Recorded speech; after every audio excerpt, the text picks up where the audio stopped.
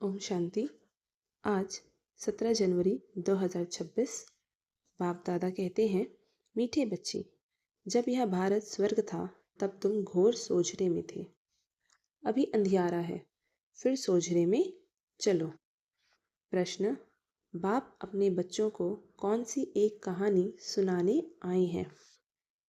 उत्तर, बाबा कहते, मीठे बच्चे, मैं तुम्हें 84 जन्मों की कहानी सुनाता हूँ।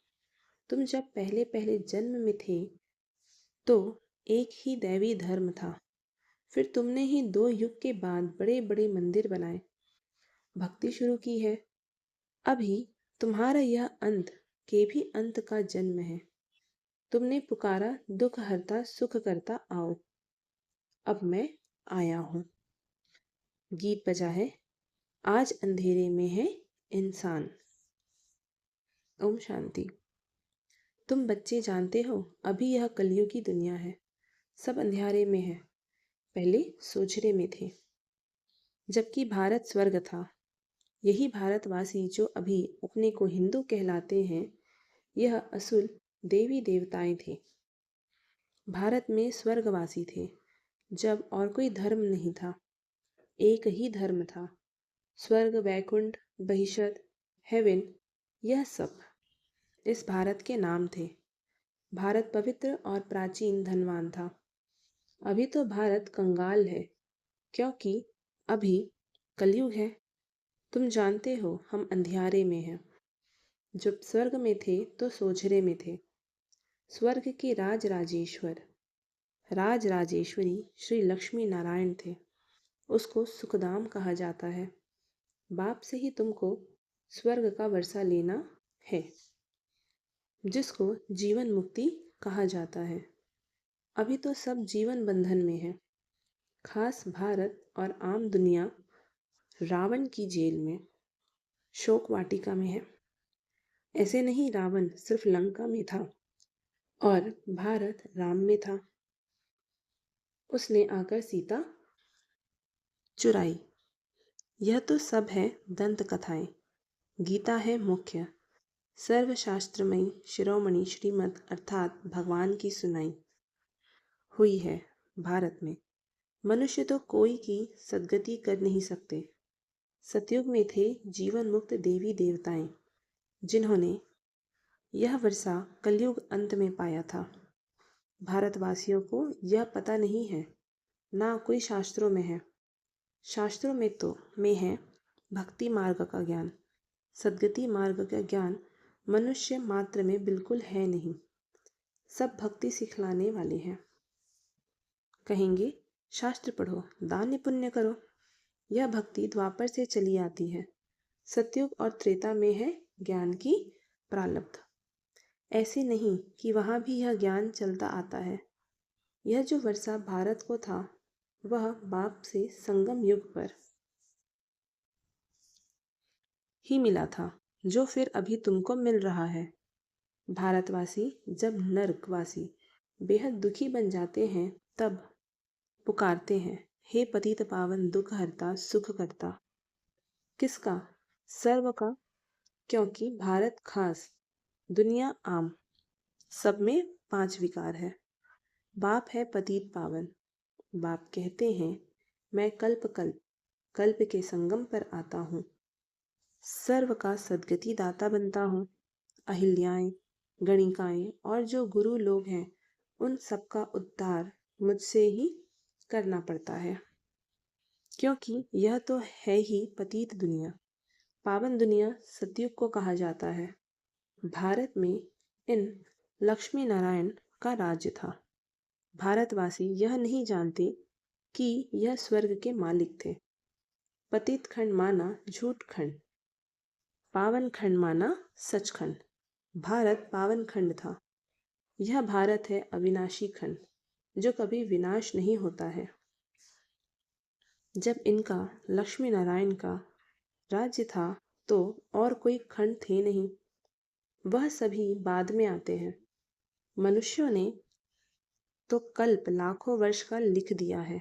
बाप कहते हैं, कल्प की आयु 5000 वर्ष है। वह फिर कह देते, मनुष्य 84 लाख जन्म लेते हैं। मनुष्य को कुत्ता, बिल्ली, गधा आदि सब बना दिया है, परंतु कुत्ते बिल्ली का जन्म अलग है। 84 लाख वैरायटी है। मनुष्यों की तो वैरायटी एक ही है, उनके ही 84 जन्म हैं। बाप कहते हैं भारतवासी अपने धर्म को ड्रामा प्लान अनुसार भूल गए हैं।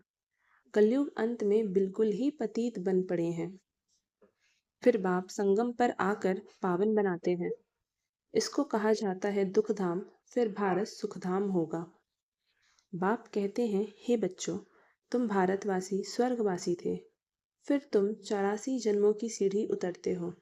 सतो से रजो, तमो में जरूर आना है। तुम देवताओं जैसा धनवान, ever happy, ever healthy, wealthy कोई नहीं होता। भारत कितना साहूकार था, हीरे जवाहरात तो पत्थर मिसल थे। 2 युग बाद भक्ति मार्ग में इतने बड़े बड़े मंदिर बनाते हैं, वह भी कितने भारी मंदिर बनाए। सोमनाथ का मंदिर बड़े से बड़ा था। सिर्फ एक मंदिर तो नहीं होगा ना, और भी राजाओं के मंदिर थे, कितना लूट कर ले गए। बाप तुम बच्चों को स्मृति दिलाते हैं, तुमको कितना साहूकार बनाया था। तुम सर्वगुण संपन्न, 16 कला संपूर्ण थे, यथा महाराजा महारानी। उन्हों को भगवान भगवती भी कह सकते हैं, परंतु बाप ने समझाया है भगवान एक है, वह बाप है। सिर्फ ईश्वर व प्रभु कहने से भी याद नहीं आता कि वह सभी आत्माओं का बाप है। बाप कहानी बैठ सुनाते हैं। अभी तुम्हारे बहुत जन्मों के अंत का जन्म है। एक की बात नहीं है, ना कोई युद्ध का मैदान आदि है। भारतवासी यह भूल गए हैं कि उन्हों का राज्य था। सतयुग की आयु लंबी कर देने से बहुत दूर ले गए हैं। बाप आकर समझाते हैं मनुष्य को भगवान नहीं कह सकते, मनुष्य किसी की सदगति नहीं कर सकते। कहावत है सर्व का सदगति दाता, पतितों का पावन करता एक है। एक ही सच्चा बाबा है जो सचखंड की स्थापना करने वाला है। पूजा भी करते हैं, परंतु भक्ति मार्ग में तुम जिसकी पूजा करते आए हो, एक की भी बायोग्राफी को नहीं जानते। इसलिए बाप समझाते हैं तुम शिव जयंती तो मनाते हो ना। बाप है नई दुनिया का रचयिता, हेवनली गॉडफादर, बेहद सुख देने वाला। सतयुग में बहुत सुख था, वह कैसे और किसने स्थापना किया, यह बाप ही बैठ समझाते हैं। नरकवासी को आकर स्वर्गवासी बनाना या भ्रष्टाचारियों को श्रेष्ठाचारी देवता बनाना, यह तो बाप का ही काम है। बाप कहते हैं मैं तुम बच्चों को पावन बनाता हूँ, तुम स्वर्ग के मालिक बनते हो। तुमको पतित कौन बनाते हैं, यह रावण। मनुष्य कह देते दुख भी ईश्वर ही देते हैं। बाप कहते हैं मैं तो सभी को इतना सुख देता हूँ जो फिर आधा कल्प तुम बाप का सिमरन नहीं करेंगे। फिर जब रावण राज्य होता है तो सबकी पूजा करने लग पड़ते हैं। यह है तुम्हारा बहुत जन्मों के अंत का जन्म। कहते हैं बाबा कितने जन्म हमने लिए। बाबा कहते हैं मीठे मीठे भारतवासियों, हे आत्माओं, अब तुमको बेहद का वर्षा देता हूँ। बच्चे, तुमने 84 जन्म लिए हैं, अभी तुम 21 जन्म के लिए बाप से वर्षा लेने आए हो। सभी तो इकट्ठे नहीं आएंगे। तुम ही सतयुग का सूर्यवंशी पद फिर से लेते हो, अर्थात सच्ची सत्य बाबा से सत्य नर से नारायण बनने का ज्ञान सुनते हो। यह ज्ञान वह है भक्ति। शास्त्र आदि सब है भक्ति मार्ग के लिए, वह ज्ञान मार्ग के नहीं है। यह है स्पिरिचुअल रूहानी नॉलेज। सुप्रीम रूह बैठ नॉलेज देते हैं। बच्चों को देही अभिमानी बनना पड़े, अपने को आत्मा निश्चय कर मामेकम याद करो। बाप समझाते हैं आत्मा में ही अच्छे व बुरे संस्कार होते हैं। जिस अनुसार ही मनुष्य को अच्छा वह बुरा जन्म मिलता है। बाप बैठ समझाते हैं, यह जो पावन था अंतिम जन्म में पतित है। तत्त्वम, मुझ बाप को इस पुरानी रावण को कि दुनिया पतित दुनिया में आना पड़ता है। आना भी उस तन में है जो फिर पहले नंबर में जाना है। सूर्यवंशी ही पूरे 84 जन्म लेते हैं। यह है ब्रह्मा और ब्रह्मवंशी ब्राह्मण। बाप समझाते तो रोज है, पत्थर बुद्धि को पारस बुद्धि बनाना मासी का घर नहीं है। हे आत्माएं, अब देह अभिमानी बनो। हे आत्माएं, एक बाप को याद करो और राजाई को याद करो। देह के संबंध को छोड़ो। मरना तो सभी को है, सबकी वानप्रस्थ अवस्था है। एक सद्गुरु बिगर सर्व का सद्गति दाता कोई हो नहीं सकता। बाप कहते हैं, हे भारतवासी बच्चों, तुम पहले पहले मेरे से बिछुड़े हो। गाया जाता है, आत्माएं परमात्मा अलग रहे बहुकाल। पहले पहले तुम भारतवासी देवी देवता धर्म वाले आए हो, और धर्म वालों के जन्म थोड़े होते हैं। सारा चक्र कैसे फिरता है। सो बाप बैठ समझाते हैं, जो धारण नहीं कर सकते उनके लिए बहुत सहज है। आत्माएं धारण करती हैं। पुण्य आत्मा पापात्मा बनती है ना। तुम्हारा यह 84वां जन्म अंतिम जन्म है। तुम सब वानप्रस्थ अवस्था में हो। वानप्रस्थ अवस्था वाले गुरु करते हैं मंत्र लेने के लिए। तुमको तो अभी देहधारी गुरु करने की दरकार नहीं नहीं है। तुम सबका मैं बाप टीचर गुरु हूँ। मुझे कहते भी हो, हे पतित पावन शिव बाबा, अभी स्मृति आई है। सब आत्माओं का बाप है, आत्म सत्य है, चैतन्य है क्योंकि अमर है। अभी आत्माओं में पाठ भरा हुआ है। बाप भी सत चैतन्य है। वह मनुष्य सृष्टि का बीज रूप होने कारण कहते हैं, मैं सारे झाड़ के आदि मध्य अंत को जानता हूँ, इसलिए मुझे नॉलेजफुल कहा जाता है। तुमको भी सारी नॉलेज है। बीज से झाड़ कैसे निकलता है। झाड़ बढ़ने में टाइम लगता है ना। बाप कहते हैं, मैं बीज रूप हूँ, अंत में सारा झाड़ जड़ जड़ी भूत अवस्था को चक्र लेता है। अभी देखो, देवी देवता धर्म का फाउंडेशन है नहीं, प्राय गुम है। जब देवता धर्म गुम हो जाता है तब बाप को आना पड़ता है। एक धर्म की स्थापना कर बाकी सबका विनाश कर देते हैं।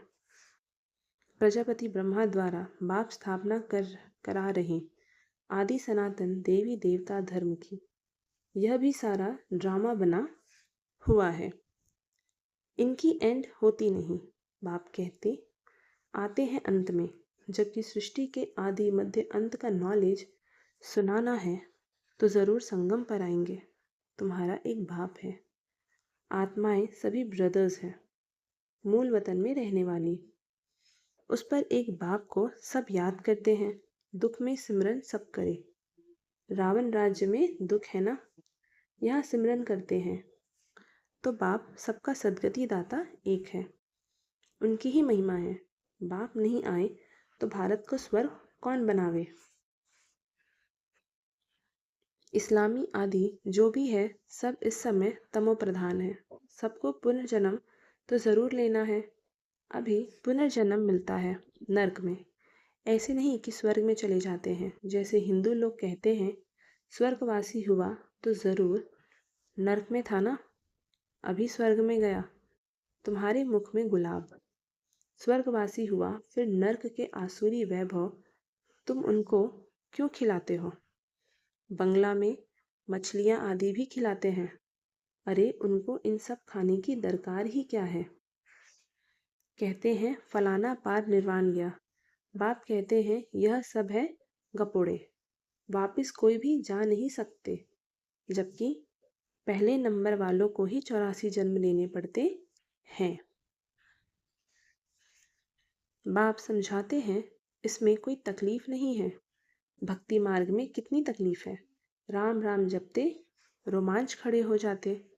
वह सब है भक्ति मार्ग। यह सूर्य चांद भी तुम जानते हो कि रोशनी करने वाले हैं। यह कोई देवताएं थोड़ी हैं। वास्तव में ज्ञान सूर्य, ज्ञान चंद्रमा और ज्ञान सितारे हैं। उन्हों की महिमा है। वह फिर कह देते, सूर्य देवताए नमः। उनको देवता समझ पानी देते हैं तो बाप समझाते हैं यह सब है भक्ति मार्ग, जो फिर भी होगा। पहले होती है अव्यभिचारी भक्ति, एक शिव बाबा की, फिर देवताओं की, फिर उतरते उतरते अभी तो देखो टिवाटे पर, जहाँ 3 रास्ते मिलते हैं, भी मिट्टी का दिया जगाए तेल आदि डाल उनकी भी पूजा करते हैं। तत्वों की भी पूजा करते हैं। मनुष्य के भी चित्र बनाए पूजते हैं। अब इनसे प्राप्ति तो कुछ भी नहीं होती। इन बातों को तुम बच्चे ही समझते हो। अच्छा, मीठे मीठे सिकी लधे बच्चों प्रति माता पिता बाप दादा का याद प्यार और गुड मॉर्निंग। रूहानी बाप की रूहानी बच्चों को नमस्ते, और हम रूहानी बच्चों की रूहानी माता पिता बाप दादा को याद प्यार और गुड मॉर्निंग। धारणा के लिए मुख्य सार। पहली पॉइंट, आत्मा से बुरे संस्कारों को निकालने के लिए देही अभिमानी रहने का अभ्यास करना है। यह अंतिम 84वां जन्म है, वानप्रस्थ अवस्था है, इसलिए पुण्य आत्मा बनने की मेहनत करनी है। दूसरी पॉइंट, देह के सब संबंधों को छोड़ एक बाप को और राजाई को याद करना है। बीज और झाड़ का सिमरन कर सदा हर्षित रहना है। वरदान, उपराम और एवर रेडी बन बुद्धि द्वारा अशरीरीपन का अभ्यास करने वाले सर्व कलाओं में संपन्न भव। जैसे सर्कस में कला दिखाने वाले कलाबाज का हर कर्म कला बन जाता है, वे कलाबाज शरीर के कोई भी अंग को जैसे चाहे, जहाँ चाहे, जितना समय चाहे मोल्ड कर सकते हैं। यही कला है। आप बच्चे बुद्धि को जब चाहो, जितना समय, जहाँ स्थिति करना चाहो वहाँ स्थित कर लो। यही सबसे बड़ी कला है। इस एक कला से 16 कला संपन्न बन जाएंगे। इसके लिए ऐसे उपराम और एवर रेडी बनो जो ऑर्डर प्रमाण 1 सेकंड में अशरीरी बन जाओ, युद्ध में समय ना जाए। स्लोगन, सरलता और सहनशीलता के गुण को धारण करने वाले ही सच्चे स्नेही और सहयोगी हैं। अव्यक्त इशारे, इस अव्यक्ति मास में बंधन मुक्त हर जीवन मुक्ति स्थिति का अनुभव करो। जो परमात्मा ज्ञानी बच्चे हैं उन्हें ज्ञान का फल मुक्ति और जीवन मुक्ति का वर्षा संगम पर ही प्राप्त होता है। ज्ञान अर्थात समझ। समझदार हर कर्म करते हुए सदा स्वयं को बंधन मुक्त, सर्व आकर्षणों से मुक्त बनाने की समझ रखता है। उनके हर संकल्प, बोल, कर्म, संबंध और संपर्क में मुक्ति, जीवन मुक्ति की स्टेज रहती है, जिसको न्यारा और प्यारा कहते हैं। ओम शांति।